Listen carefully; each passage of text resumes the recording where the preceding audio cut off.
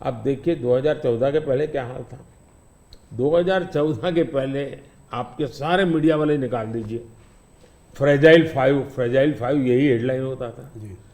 आज हम vibrant economy बन गए।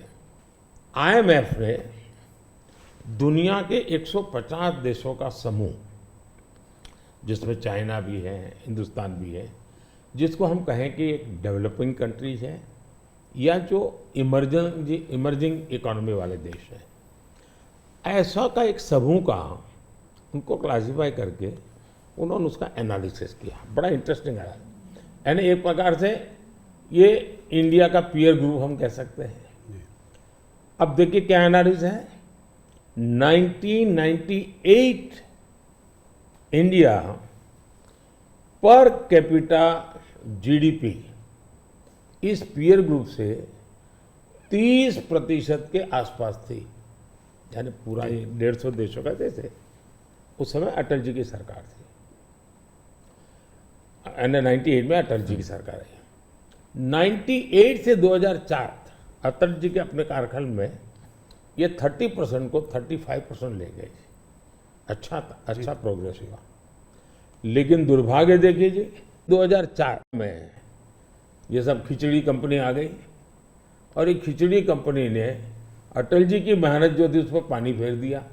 35% को 30 पर ले आ गए वो लोग। यानी इन सारी कंट्रीज ने भारत से ज्यादा अच्छा परफॉर्म किया और हमने बुरा किया। यूपीए की सरकार में भारत डेवलपिंग वर्ल्ड की अपेक्षा और गरीब हो गया।